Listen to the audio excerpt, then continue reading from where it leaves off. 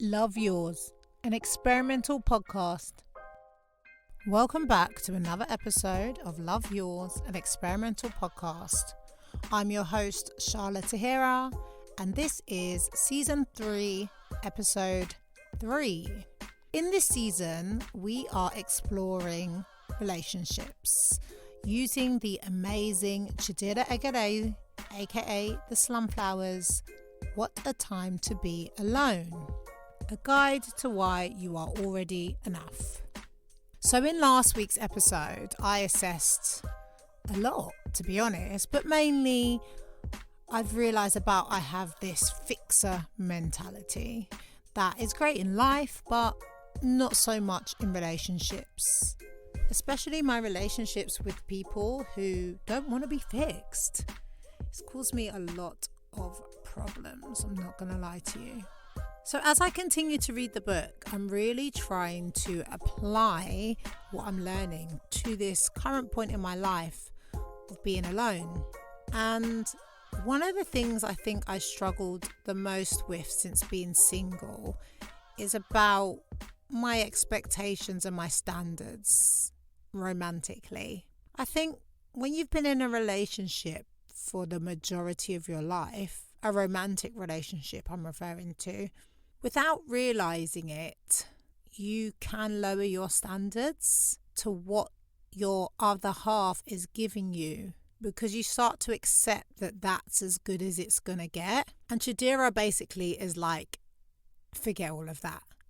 You cannot be scared to raise your standards. She also touches on that this often comes from boredom or loneliness, because when we're bored or we're lonely, we tend to not make the best decisions for us because we're acting off that emotion.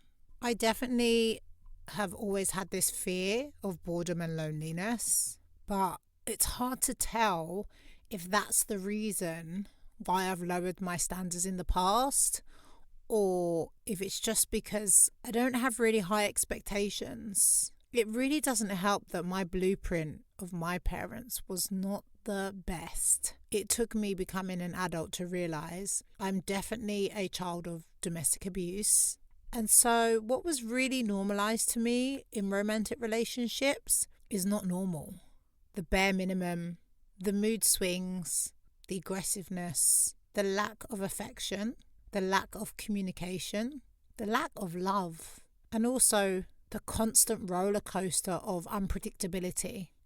I definitely, as an adult now and a mother, have to reassess a lot of what I considered normal in romantic relationships. Especially because after talking to my therapist about this, basically one of the reasons I know I have such low expectations in romantic relationships, because as a child, whatever you witness your mum and dad go through in their romantic relationships will be kind of like the standards that you set for yourself.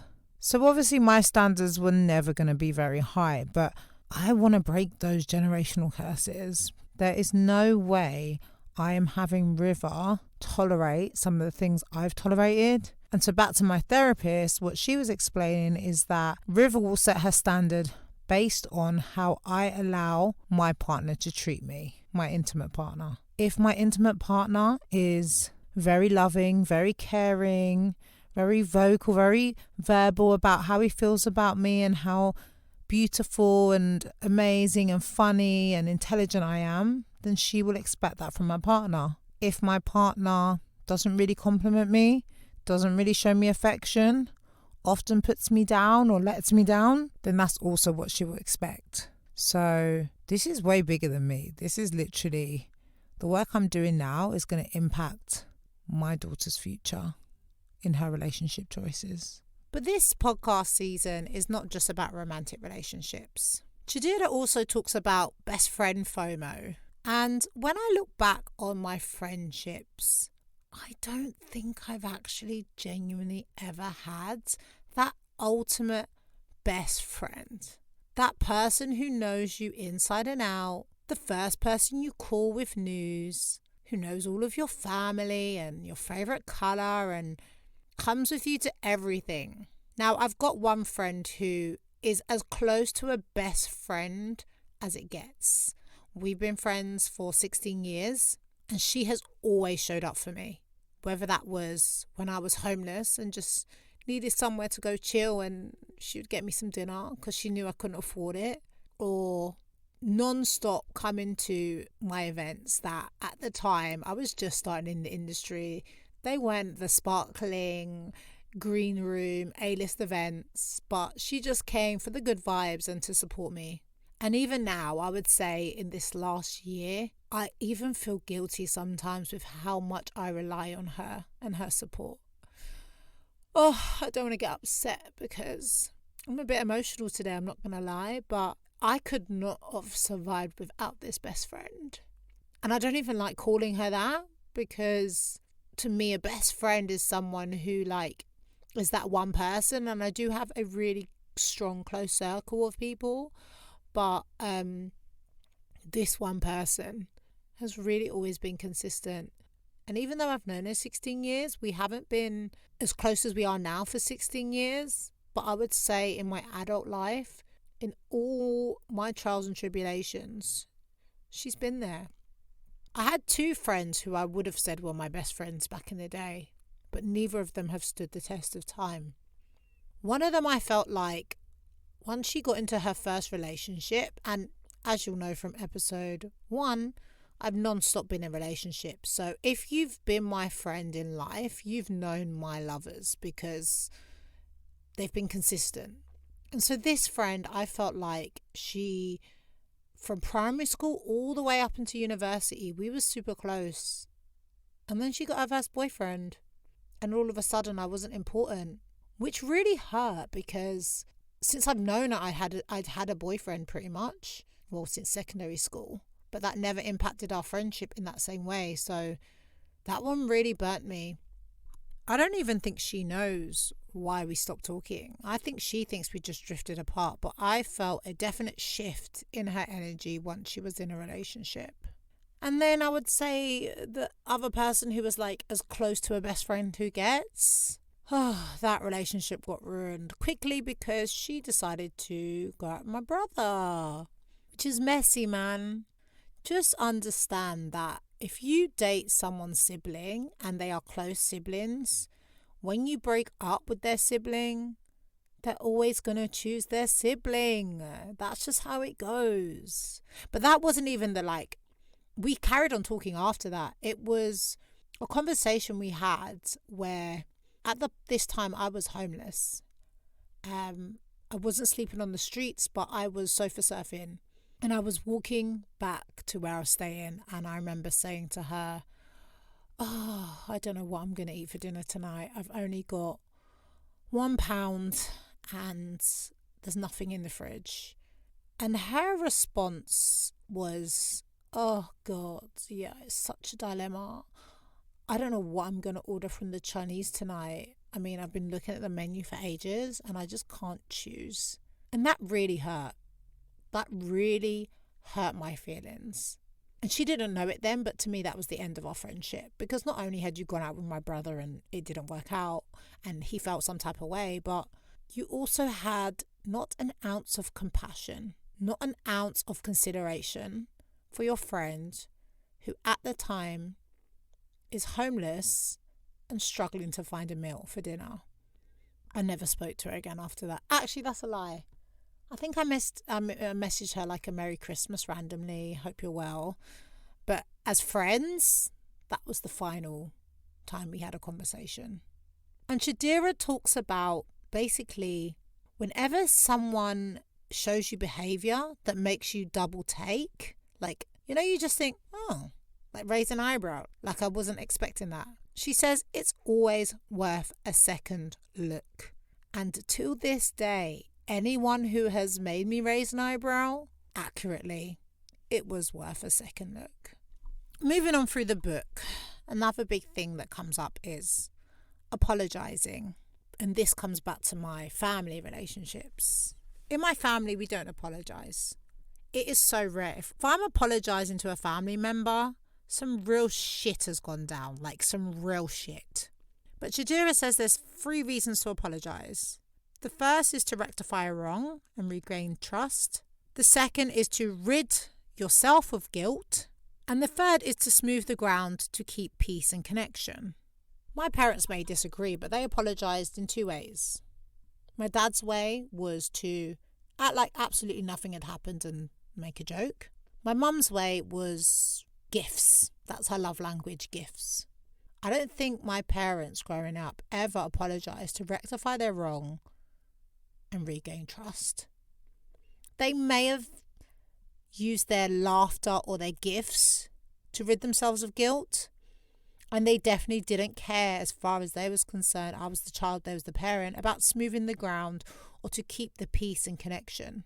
Now, as an adult and as a mother, I apologise to my kids often, partly to rectify the wrong and regain the trust, partly to rid myself of the guilt, and partly to smooth the ground and to keep the peace and connection. And when I apologise, I explain to them, firstly, why I'm apologising, and secondly, what made me act out of character or act in an unreasonable behaviour to why I'm now even having to apologise. And honestly, even my son, who's about to turn 2, they lap it up.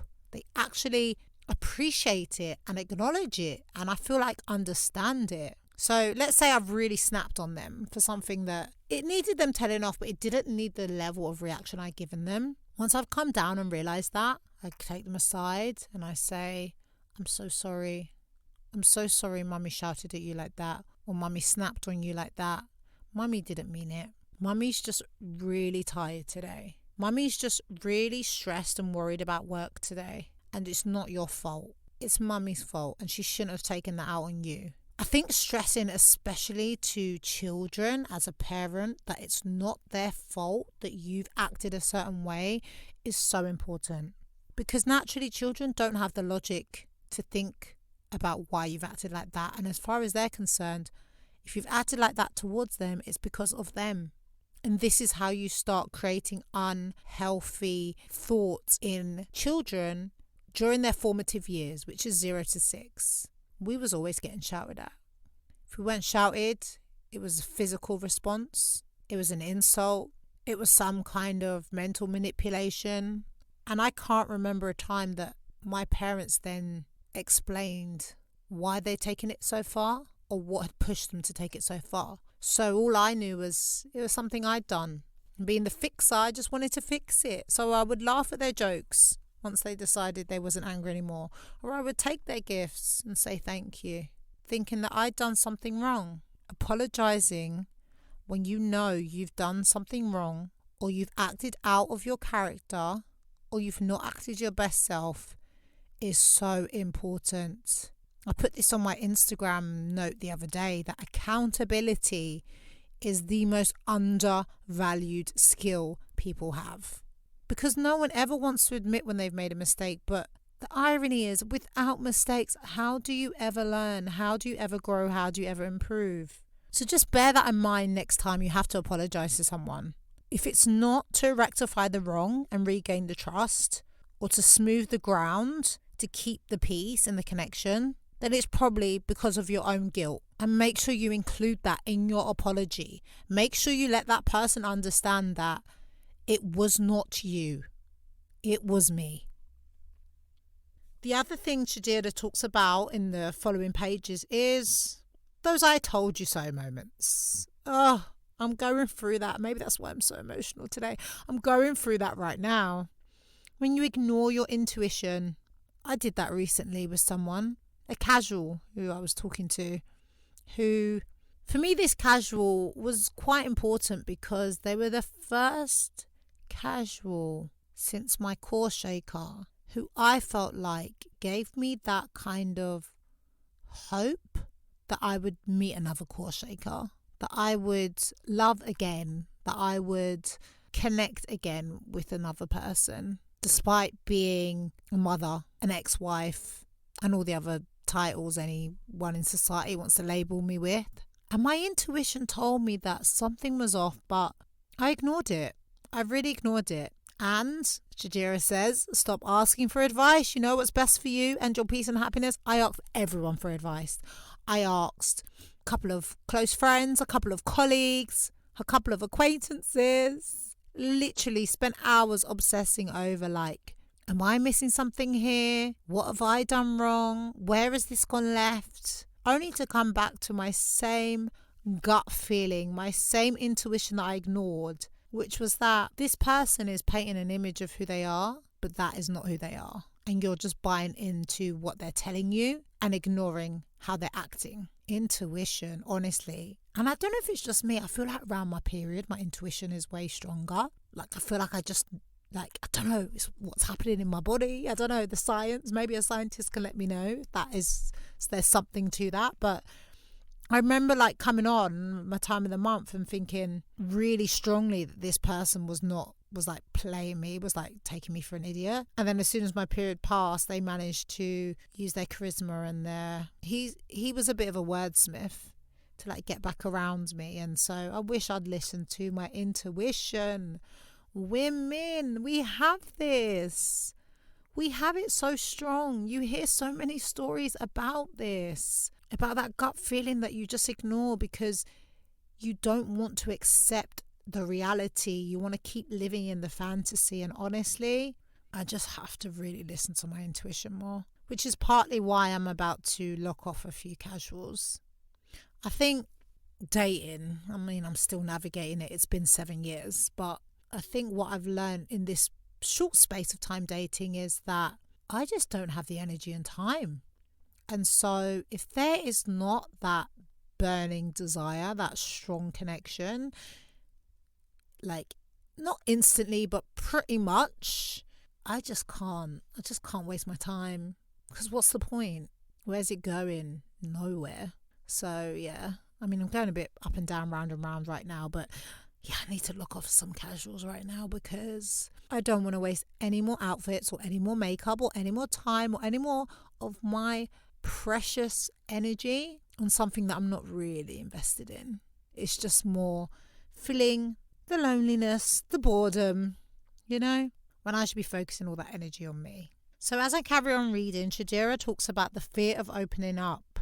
And she says that people run, but usually because of their own fears, and that you should only share small pieces of yourself, which I really struggle with. As you can probably tell from this podcast series, I am the ultimate oversharer. And it's crazy because how quickly really should someone know all of your highs and lows and ups and downs and backstory and future goals? And because ultimately you may bring them into your entire world and then a month later they're not there anymore. And I think that's what I actually did with this most recent casual. I was very vulnerable and very open with him, and so that's why it hurt a lot more when I'd invested so much and realized I wasn't getting that back. So I don't think I have a fear of opening up.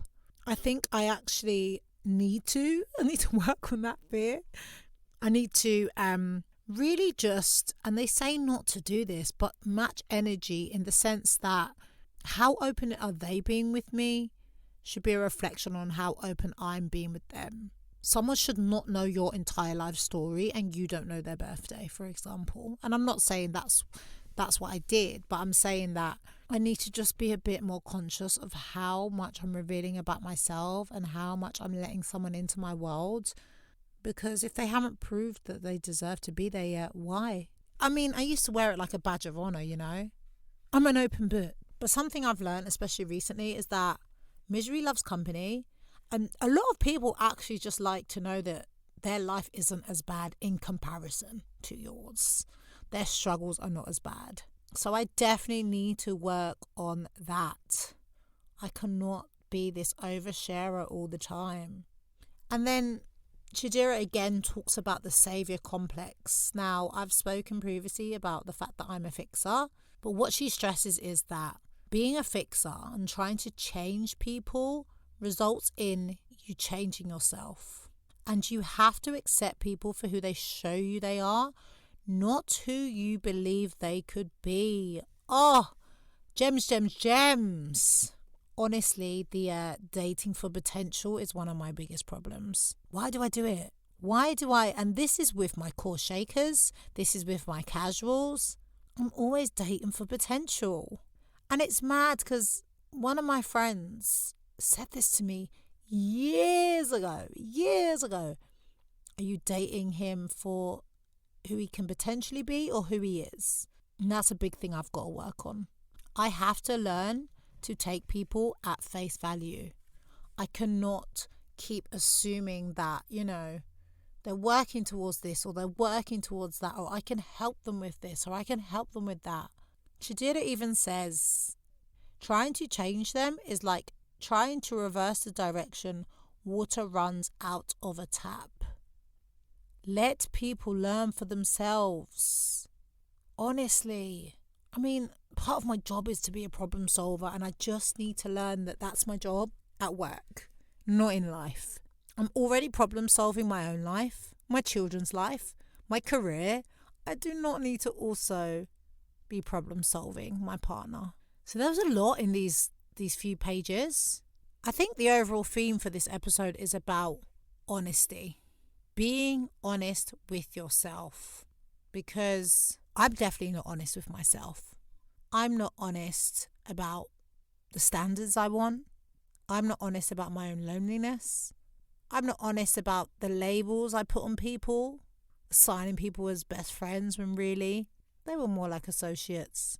I'm not honest about how much of an oversharer I am and how that will impact when things don't go my way. I'm not honest about how much I give to people and then how hurt I feel off the back of that because I don't feel like the energy is matched. And I'm going to leave on this quote. Chidera says, trying to fix them is like trying to use paint to fill a hole in the wall. It will never be enough. And it's so accurate. You can't fix anyone who doesn't want to be fixed. You can't fill up anyone else's cup. They have to do it for themselves. And I have to be honest about that towards myself as well. I definitely think my loneliness and boredom leads me to thinking that the happiness will come from filling my time and energy with other people and exciting things. But I have to fill up my own hole in the wall to feel enough. And maybe that's why I'm an oversharer. Because I'm so desperate to be understood. Because I've had a very complex, traumatic life up until this point. And so maybe I feel like if you understand me, you'll know how to treat me better and make me feel loved and make me feel happy. But actually, honestly, I need to do all of this for myself. And anyone who is lucky enough to be in my divine energy needs to match my standards. Gosh, I feel like I've been round, up, down, over, under on this episode. There's no clear, straight path in any of my thoughts, but I hope it makes some sense to you, and it will make a lot more sense, obviously, if you're reading along to What a Time to Be Alone. But let me know what you think. As usual, comment, like, subscribe, follow, and I will talk to you on the next episode.